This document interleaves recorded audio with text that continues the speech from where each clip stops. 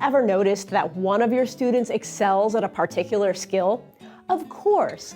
All students have special abilities, and it's important to shine a light on each of them. That's why I use a strategy called Ask the Experts. This exercise allows you to highlight a student's individual strengths by designating them an expert in a particular area. First, ask the expert to demonstrate their ability to the class and explain why it's a good skill to have.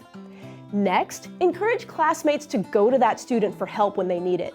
This not only boosts the expert's confidence, but it builds classroom community by enabling students to celebrate and assist one another. For example, Clarice loves to solve complex math equations. I think she could explain the process in a way her peers really understand.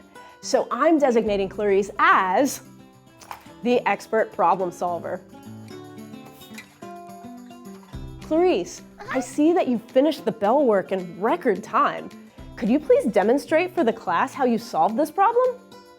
Okay, so the first thing It's important to start building rapport at the beginning of the year, but you want to keep that momentum going as the year progresses. This is a rapport building strategy that gains ground over time. By periodically updating the expert board with new names and talents, I make sure everyone has a chance to stand out. That's why you put the numbers on one side and the variables on the other side.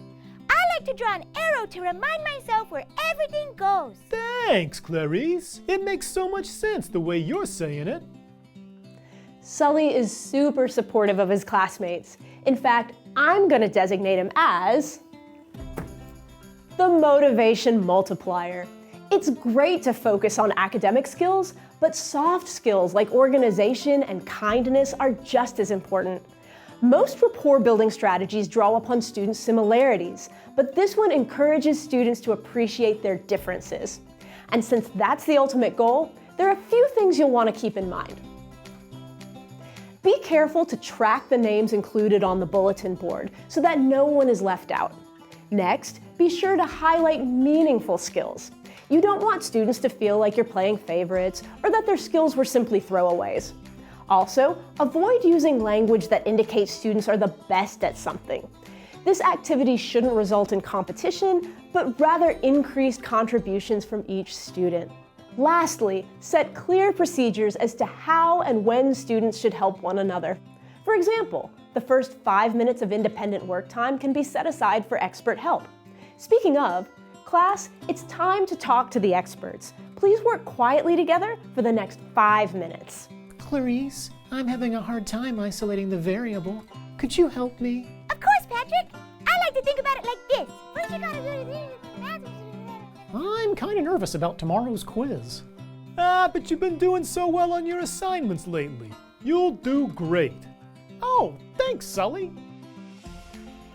Using this strategy, you're sure to cultivate a positive classroom climate.